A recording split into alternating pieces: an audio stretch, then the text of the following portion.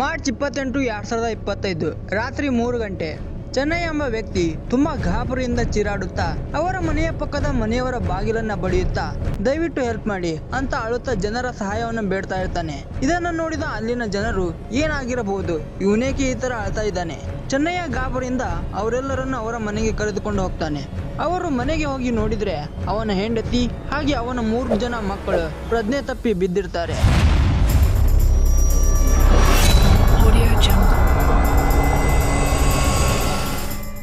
Hello crazy peoples, welcome back. ತೆಲಂಗಾಣದ Sangareddy district ಅಮಿತ್ಪುರ ಎಂಬ ಗ್ರಾಮದಲ್ಲಿ ಚೆನ್ನಯ್ಯ ಹಾಗೆ ಅವನ ಫ್ಯಾಮಿಲಿ ತುಂಬಾ ನೆಮ್ಮದಿಯಿಂದ ಅವರ ಬದುಕನ್ನು ನಡೆಸಿಕೊಂಡು ಹೋಗ್ತಾ ಇರ್ತಾರೆ. ಮಿಡಲ್ ಕ್ಲಾಸ್ ಫ್ಯಾಮಿಲಿ ಆದ್ರೂ ಹಣದ ಯಾವುದೇ ತೊಂದರೆ ಇರೋದಿಲ್ಲ. ಈ ಚೆನ್ನಯ್ಯ ಒಂದು ಕಂಪನಿಯಲ್ಲಿ ವಾಟರ್ ಟ್ಯಾಂಕ್ ಗಾಡಿಯನ್ನ ಓಡಿಸಿಕೊಂಡು ವಾಟರ್ ಸಪ್ಲೈ ಮಾಡ್ತಾ ಇರ್ತಾನೆ.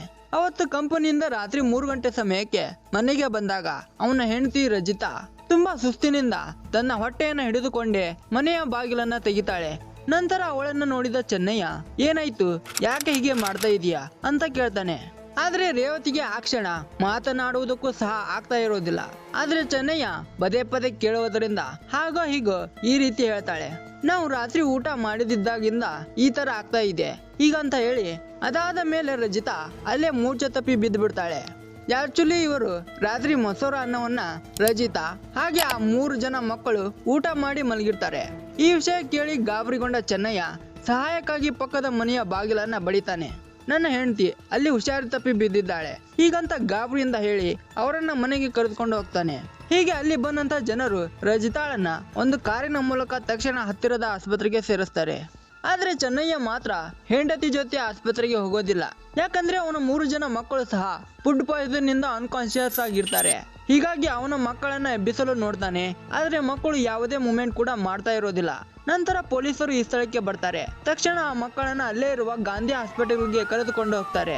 ಅಲ್ಲಿ ಡಾಕ್ಟರ್ಸ್ ಇಲ್ಲ, ಈ 3 ಜನ ಮಕ್ಕಳು ಸತ್ತಿ ಹೋಗಿದ್ದಾರೆ ಅಂತ ಹೇಳ್ತಾರೆ. ಆಗ ಚೆನ್ನಯ್ಯನಿಗೆ ಏನ್ ಮಾಡ್ಬೇಕು ಅಂತ ಗೊತ್ತಾಗಲ್ಲ. ಒಂದೇ ಒಂದು ರಾತ್ರಿಯಲ್ಲಿ ಅವನ 3 ಜನ ಮಕ್ಕಳು ಸತ್ತಿದ್ದಾರೆ. ಈ ಕಡೆ ಅವನ ಹೆಂಡತಿ ರಜಿತಾಳು ಕೂಡ ಆಸ್ಪತ್ರೆಯಲ್ಲಿ ಇದ್ದಾಳೆ. ಈ ಕಡೆ ಪೊಲೀಸರು ತನಿಖೆ ಮಾಡಲು ಶುರು ಮಾಡ್ತಾರೆ.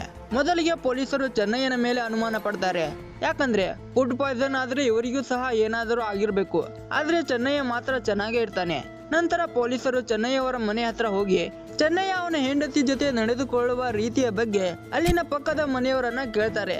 ಇದಕ್ಕೆ ಅಲ್ಲಿನ ಜನರು ಇಲ್ಲ ಸರ್, ಅವರು ಚೆನ್ನಾಗಿ ನೋಡ್ಕೊಳ್ತಾ ಇದ್ರು, ಅವರ ಮನೆಯಲ್ಲಿ ಯಾವುದೇ ಗಲಾಟೆ ಆಗಲಿ ಮಾಡ್ತಾ ಇರೋದಿಲ್ಲ, ಚೆನ್ನಯ್ಯ ವಾಟರ್ ಟ್ಯಾಂಕ್ ಡ್ರೈವರ್ ಆಗಿ ಕೆಲಸ ಮಾಡ್ತಾ ಇದ್ದ ಹೀಗಂತ ಅಲ್ಲಿನ ಜನರು ಪೊಲೀಸರವರಿಗೆ ಹೇಳ್ತಾರೆ. ಈ ಕಡೆ ಆ 3 ಜನ ಮಕ್ಕಳ ಪೋಸ್ಟ್ ಮಾರ್ಟಮ್ ರಿಪೋರ್ಟ್ ಕೂಡ ಬರುತ್ತೆ. ಅದರಲ್ಲಿ ಮಕ್ಕಳನ್ನ ಕತ್ತು ಹಿಚ್ಚಿಗೆ ಬಲವಂತವಾಗಿ ಸಾಯಿಸಿದ ಹಾಗೆ ಇದೆ. ಈ ರೀತಿಯಾಗಿ ಆ 3 ಜನ ಮಕ್ಕಳ ಪೋಸ್ಟ್ ಮಾರ್ಟಮ್ ರಿಪೋರ್ಟ್ ಬರುತ್ತೆ. ಈ ಕಡೆ ಡಾಕ್ಟರ್ಸ್ ರಜಿತಾಳ ಹೊಟ್ಟೆಯಲ್ಲಿನ ಪಾಯ್ಸನ್ ಅನ್ನ ಒಂದು ಪೈಪಿನ ಮೂಲಕ ಹೊಟ್ಟೆಯನ್ನ ಕ್ಲೀನ್ ಮಾಡ್ತಾರೆ. ಹೀಗಾಗಿ ರಜಿತಾಳ ಆರೋಗ್ಯ ಸುಧಾರಣೆ ಆಗ್ತಾ ಇರುತ್ತೆ. ರಜಿತಾ ಕಣ್ಣು ಬಿಟ್ಟ ತಕ್ಷಣ ಅವಳ ಮಕ್ಕಳ ಬಗ್ಗೆ ಕೇಳ್ತಾಳೆ. ಆದ್ರೆ ಈ ಕಂಡೀಷನ್ ನಲ್ಲಿ ಅವರು ಮಕ್ಕಳು ಸತ್ತು ಹೋದ ವಿಷಯ ಹೇಳಿದ್ರೆ ಪೇಷಂಟ್ ಶಾಕಿನಿಂದ ಕೋಮಾಗಿ ಹೋಗುವ ಸಾಧ್ಯತೆ ಇರುತ್ತೆ. ಹೀಗಾಗಿ ಅಲ್ಲಿನ ಡಾಕ್ಟರ್ಸ್ ಅವರ ಮಕ್ಕಳ ವಿಷಯದ ಬಗ್ಗೆ ಅವರಿಗೇನು ಹೇಳೋದಿಲ್ಲ. ನಂತರ ರಜಿತಾಳ blood test, urine test report ಕೂಡ ನಾರ್ಮಲ್ ಅಂತ ಬರುತ್ತೆ. ಹೀಗಾಗಿ ಚೆನ್ನಯ್ಯ ಡಿಸ್ಚಾರ್ಜ್ ಮಾಡಿ ಅಂತ ಡಾಕ್ಟರ್ಸ್ಗೆ ಕೇಳ್ತಾನೆ. ಅದಕ್ಕೆ ಡಾಕ್ಟರ್ಸ್ ಇಲ್ಲ, ಟಾಕ್ಸಿಕೋ ರಿಪೋರ್ಟ್ ಬರಲಿ, ನಂತರ ಅವರನ್ನ ಡಿಸ್ಚಾರ್ಜ್ ಮಾಡ್ತೇವೆ ಅಂತ ಹೇಳ್ತಾರೆ. ಕೆಲವು ಗಂಟೆಗಳ ನಂತರ ಟಾಕ್ಸಿಕೋ ರಿಪೋರ್ಟ್ ಕೂಡ ಬರುತ್ತೆ. ಅದರಲ್ಲಿ ಅವರ ಊಟದಲ್ಲಿ ಯಾವುದೇ ಪಾಯ್ಸನ್ ಕಂಟೆಂಟ್ ಇಲ್ಲ, ಇದು ಫುಡ್ ಪಾಯ್ಸನ್ ಇಂದ ಆಗಿದ್ದಲ್ಲ ಅಂತ ಡಾಕ್ಟರ್ಸ್ ಆ ರಿಪೋರ್ಟ್ ನೋಡಿ ಹೇಳ್ತಾರೆ. ಈ ಕಡೆ ಆ 3 ಜನ ಮಕ್ಕಳ ಪೋಸ್ಟ್ ಮಾರ್ಟಮ್ ರಿಪೋರ್ಟ್ ಕೂಡ ಪಾಯ್ಸನ್ ಇಂದ ಅವರು ಸತ್ತಿಲ್ಲ ಅಂತ ಬಂತು. ಇದರ ಹಾಗೆ ರಚಿತಾಳ ಟೆಸ್ಟ್ ರಿಪೋರ್ಟ್ ಕೂಡ ಇದು ಪಾಯ್ಸನ್ ಇಂದ ಆಗಿದ್ದಲ್ಲ ಅಂತ ಬಂದಿದೆ. ಹೀಗಾಗಿ ಪೊಲೀಸರಿಗೆ ಅವತ್ತು ರಾತ್ರಿ ಇವರಿಗೆ ಏನಾಯ್ತು ಅನ್ನೋ ಪ್ರಶ್ನೆ ಕಾಡಲು ಶುರುವಾಗುತ್ತೆ. ಹೀಗೆ ಅನುಮಾನದಿಂದ ಚೆನ್ನಯ್ಯ ಮತ್ತೆ ಅವನ ಹೆಂಡತಿ ರಜಿತಾಳ ಫೋನ್ಗಳನ್ನ ಚೆಕ್ ಮಾಡ್ತಾರೆ. ರಜಿತಾಳ ಫೋನಲ್ಲಿ ಒಂದು ನಂಬರ್ನಿಂದ ಸಾಕಷ್ಟು ಬಾರಿ ಕಾಲ್ ಮೆಸೇಜ್ ಮಾಡಿರೋದು ಗೊತ್ತಾಗುತ್ತೆ. ಈ ನಂಬರ್ ಯಾರದ್ದು ಅಂತ ಆ ನಂಬರ್ ಮೂಲಕ ಆ ವ್ಯಕ್ತಿಯನ್ನ ಪತ್ತೆ ಹಚ್ಚುತ್ತಾರೆ. ಈ ನಂಬರ್ ತೆಲಂಗಾಣದ ನಾಲ್ಗೊಂಡ ಡಿಸ್ಟ್ರಿಕ್ಟ್ ನಲ್ಲಿ ವಾಸವಿದ್ದ ಒಂದು ಪ್ರೈವೇಟ್ ಕಂಪನಿಯ ಎಂಪ್ಲಾಯ್ ಶಿವಕುಮಾರದ್ದು. ಇವನ ಕಲೆಕ್ಷನ್ ಚೆನ್ನಯ್ಯ ವೈಫ್ ರಜಿತಾಳ ಜೊತೆ ಇತ್ತು. ಕೇವಲ ಫುಡ್ ಪಾಯ್ಸನ್ ಇಂದ ಆದ ಈ ಕೇಸ್ ಈ ನಂತರ ಬೇರೆ ರೂಪವನ್ನೇ ಪಡೆದುಕೊಳ್ಳೋಕೆ ಶುರುವಾಗುತ್ತೆ. ಪೊಲೀಸರಿಗೆ ಇವರಿಬ್ಬರ ಅಫೈರ್ ಬಗ್ಗೆ ಗೊತ್ತಾಗುತ್ತೆ. ಹಾಗಾದ್ರೆ ಈ ಅಫೈರ್ಗೂ ಆ ಮಕ್ಕಳ ಸಾವಿಗೆ ಏನು ಸಂಬಂಧ? ಈ ಕಡೆ ರಜಿತಾ ಹಾಸ್ಪಿಟಲ್ ನಿಂದ ಡಿಸ್ಚಾರ್ಜ್ ಆಗಿ ಮನೆಗೆ ಬಂದಿರ್ತಾಳೆ. ಹೀಗಾಗಿ ಪೊಲೀಸರು ಶಿವಕುಮಾರ್ನ ಅಫೇರ್ ಬಗ್ಗೆ ಪೊಲೀಸರ ಭಾಷೆಯಲ್ಲೇ ಕೇಳಿದಾಗ ನಿಜವಾದ ಘಟನೆ ಬಗ್ಗೆ ಹೇಳೋದಕ್ಕೆ ಶುರು ಮಾಡ್ತಾಳೆ. 2013 ಕೇವಲ 18ನೇ ವಯಸ್ಸಿನಲ್ಲಿ ಅವಳಿಗಿಂತ 20 ವರ್ಷ ದೊಡ್ಡವನಾಗಿದ್ದ ಚೆನ್ನಯ್ಯನ ಜೊತೆ ಮದುವೆ ಆಗುತ್ತೆ. ಇನ್ನು ಚೆನ್ನಯ್ಯನಿಗೆ ಇದು 2ನೇ ಮದುವೆ. ಮೊದಲನೇ ಹೆಂಡತಿ ತನ್ನ ಡೆಲಿವರಿ ಸಮಯದಲ್ಲಿ ಮಗು ಹಾಗೆ ತಾಯಿ ತೀರು ಹೋಗಿರ್ತಾರೆ. ಹೀಗಾಗಿ ಕೆಲ ವರ್ಷಗಳ ನಂತರ ರಜಿತಾಳನ್ನ ಮದುವೆ ಆಗ್ತಾನೆ. ಮೊದಲಿಗೆ ರಜಿತಾಳಿಗೆ ಆಗಲಿ ಚೆನ್ನಯ್ಯನಿಗೆ ಆಗಲಿ ಅವರಿಬ್ಬರ ನಡುವೆ ಇಷ್ಟು ವರ್ಷ ಗ್ಯಾಪ್ ಇದ್ರೂ ಸಹ ಯಾವುದೇ ಸಮಸ್ಯೆ ಇರೋದಿಲ್ಲ. ರಜಿತಾ ಒಂದು ಪ್ರೈವೇಟ್ ಸ್ಕೂಲ್ನಲ್ಲಿ ಟೀಚರ್ ಆಗಿರ್ತಾಳೆ. ಹಾಗೆ ಚೆನ್ನಯ್ಯ ವಾಟರ್ ಟ್ಯಾಂಕ್ ಡ್ರೈವರ್ ಆಗಿ ಕೆಲಸ ಮಾಡ್ತಾ ಇದ್ದ. ಇವರಿಗೆ 3 ಜನ ಮಕ್ಕಳು ಸಹ ಆಗಿದ್ದರು. ಮೊದಲೇ ಅವನು ಸಾಯಿ ಕೃಷ್ಣ, ಎರಡನೇ ಅವಳು ಮಧುಪ್ರಿಯಾ, ಮೂರನೇ ಅವನು ಗೌತಮ್. ಇವರಿಗೆ 3 ಜನ ಮಕ್ಕಳು ಇದ್ರೂ ಕೂಡ ಸಮಯ ಕಳೀತಾ ರಜಿತಾಳ ಮನಸ್ಸಿನಲ್ಲಿ ಒಂದು ತೊಂದರೆ ಕಾಡ್ತಾ ಇತ್ತು. ಇವಳು ಹೋಗುವ ಸ್ಕೂಲ್ನಲ್ಲಿ ಅವಳ ಸಹ ಶಿಕ್ಷಕರು ಗಂಡಂದಿರು ಕಡಿಮೆ ವಯಸ್ಸಿನವರಾಗಿದ್ದರು. ಅವರನ್ನು ನೋಡಿ ರಜಿತಾಳಿಗೆ ಜಲಸ್ ಫೀಲ್ ಆಗ್ತಾ ಇತ್ತು. ಯಾಕಂದ್ರೆ ರಜಿತಾಳ ಗಂಡ ಚೆನ್ನಯ್ಯನಿಗೆ ತುಂಬಾ ವಯಸ್ಸಾಗಿತ್ತು. ರಜಿತಾಳ ವಯಸ್ಸಿನ ಹುಡುಗಿಯರು ಎಜುಕೇಶನ್ ಮುಗಿಸಿ ಜೀವನದಲ್ಲಿ ಸೆಟ್ಲ್ ಆಗಲು ಯೋಚನೆ ಮಾಡ್ತಾ ಇರ್ತಾರೆ. ಆದರೆ ರಜಿತಾ ಆ ವಯಸ್ಸಿನಲ್ಲಿಯೇ 3 ಮಕ್ಕಳ ತಾಯಿಯಾಗಿದ್ದಳು.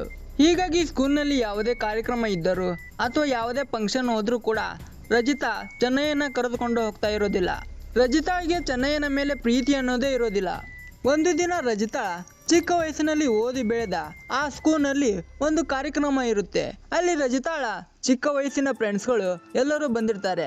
ಇದು ನಾಲ್ಗುಂಡದ ಕೋರ್ಕುಂಡ್ಲ ಎಂಬ ಊರಿಗೆ ರಜಿತಾ ಹೋಗಿರ್ತಾಳೆ. ಅಲ್ಲಿ ಅವಳ ಜೊತೆನೆ ಓದಿದ ಶಿವಕುಮಾರ್ ಕೂಡ ಬಂದಿದ್ದ. ಇವರಿಬ್ಬರು ಒಬ್ಬರಿಗೊಬ್ಬರು ನೋಡಿದ ತಕ್ಷಣ ಹಳೆಯ ನೆನಪುಗಳು ಬರಲು ಶುರುವಾಗುತ್ತೆ.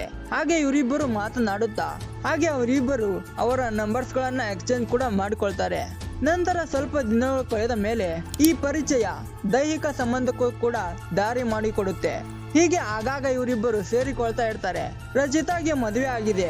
ಹಾಗೆ ಅವಳಿಗೆ 3 ಮಕ್ಕಳು ಇರೋ ವಿಷಯ ಕೂಡ ಗೊತ್ತಿರುತ್ತೆ. ಆದ್ರೂ ಸಹ ಇವರಿಬ್ಬರ ಕಳ್ಳಾಟ ನಡೆಯುತ್ತಾ ಇರುತ್ತೆ. ಒಂದು ದಿನ ರಜಿತಾ ಶಿವಕುಮಾರ್ಗೆ ನಾವಿಬ್ಬರು ಎಲ್ಲಾದರೂ ಓಡಿ ಹೋಗೋಣ, ನನ್ನ ಮಕ್ಕಳನ್ನು ಕರೆದುಕೊಂಡು ಬರ್ತೇನೆ ಹೀಗಂತ ಶಿವಕುಮಾರ್ಗೆ ಹೇಳ್ತಾಳೆ. ಅದಕ್ಕೆ ಶಿವಕುಮಾರ್, ನಾವಿಬ್ಬರು ಜೊತೆ ಇರ್ಬೇಕಂದ್ರೆ ನಮ್ಮಿಬ್ಬರ ನಡುವೆ ನಿನ್ನ ಮಕ್ಕಳು ಬರೋ ಆಗಿಲ್ಲ.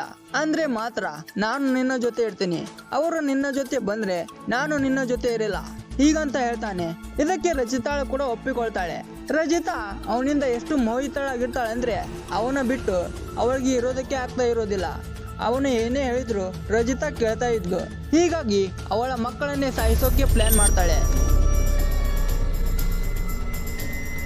ಮಾರ್ಚ್ 27, 2025 ರಾತ್ರಿ 10 ಗಂಟೆ. ಚೆನ್ನಯ್ಯ ಕೆಲಸದ ಮೇಲೆ ಹೊರಗಡೆ ಹೋಗಿರ್ತಾನೆ. ಇದೇ ಸಮಯವನ್ನು ನೋಡಿಕೊಂಡು ಅವಳು ಮಕ್ಕಳನ್ನ ಸಾಯಿಸೋಕೆ ಯೋಚನೆ ಮಾಡ್ತಾಳೆ. 3 ಮಕ್ಕಳು ಊಟವನ್ನ ಮಾಡಿ ಮಲಗಿದಾಗ ಒಂದು ದಿಂಬನ್ನ ತೆಗೆದುಕೊಂಡು ಆ ಮಕ್ಕಳನ್ನ ದಿಮ್ಮಿನಿಂದ ಉಸಿರುಗಟ್ಟಿಸಿ ಸಾಯಿಸಿ ಬಿಡ್ತಾಳೆ. ಮೊದಲಿಗೆ ಅವಳ ದೊಡ್ಡ ಮಗ ಸಾಯಿ ಕೃಷ್ಣ, ನಂತರ ಚಿಕ್ಕ ಮಗ ಗೌತಮ್, ನಂತರ ಅವಳ ಮಗಳು ಮಧುಪ್ರಿಯನ್ನ ಒಂದು ಚೂರು ಕರುಣೆ ಇಲ್ಲದೆ ಸಾಯಿಸಿ ಬಿಡ್ತಾಳೆ. ನಂತರ ಇದು ಫುಡ್ ಪಾಯ್ಸನ್ ಇಂದ ಆಗಿದೆ ಅಂತ ನಾಟಕ ಮಾಡಿ ಕತೆ ಕಟ್ತಾಳೆ. ಒಬ್ಳು ತಾಯಿ ತನ್ನ ಮಕ್ಕಳಿಗಾಗಿ ಏನ್ ಬೇಕಾದ್ರೂ ಮಾಡಲು ಸಿದ್ಧ ಇರ್ತಾಳೆ. ಆದರೆ ಯಾವ ತಾಯಿನೂ ತನ್ನ ಹೆತ್ತ ಮಕ್ಕಳನ್ನ ಕೊಲ್ಲುವಷ್ಟು ಕ್ರೂರಿಯಾಗಿರಲ್ಲ. ಆದರೆ ರಾಕ್ಷಸಿ ರಚಿತಾ ತನ್ನ ಹೆತ್ತ ಮಕ್ಕಳನ್ನ ಕೊಂದಿದ್ದಾಳೆ. ಇದೀಗ ಇವರಿಬ್ಬರನ್ನ ಅಂದ್ರೆ ಶಿವಕುಮಾರ್ ಹಾಗೆ ರಚಿತಾಳನ್ನ ಜೈಲಿಗೆ ಹಾಕಲಾಗಿದೆ. ರಚಿತಾ ಒಬ್ಬಳು ಟೀಚರ್ ಆಗಿದ್ದವಳು. ಟೀಚರ್ ಅಂದ್ರೆ ಅವರು ಮಕ್ಕಳಿಗೆ ಯಾವುದು ತಪ್ಪು ಯಾವುದು ಸರಿ ಅಂತ ಹೇಳಿಕೊಡ್ಬೇಕು. ಆದ್ರೆ ಇಲ್ಲಿ ಟೀಚರೇ ತನ್ನ ಮಕ್ಕಳನ್ನ ಕರುಣೆ ಇಲ್ಲದೆ ಸಾಯಿಸುತ್ತಾಳೆ, ಅದು ಕೂಡ ಅಕ್ರಮ ಸಂಬಂಧ ವಿಷಯಕ್ಕಾಗಿ. ವಿಡಿಯೋ ಮುಂದುವರಿಸಕ್ಕಿಂತ ಮುಂಚೆ ನಿಮ್ಗೊಂದು ಪ್ರಶ್ನೆ, ರಜಿತಾಳ ಬಾಯ್ ಫ್ರೆಂಡ್ ಹೆಸರು ಏನು? Number 1 Vivek, number 2 Bharat, number 3 Shivakumar, number 4 Khader. ಉತ್ತರವನ್ನ ಕಮೆಂಟ್ ಮಾಡಿ ತಿಳಿಸಿ. ಇನ್ನೊಂದು ವಿಷಯ, ಪೊಲೀಸರು ರಜಿತಾಳನ್ನ ವಿಚಾರಣೆ ನಡೆಸಿದಾಗ ಒಂದು ಪ್ರಶ್ನೆ ಕೇಳ್ತಾರೆ.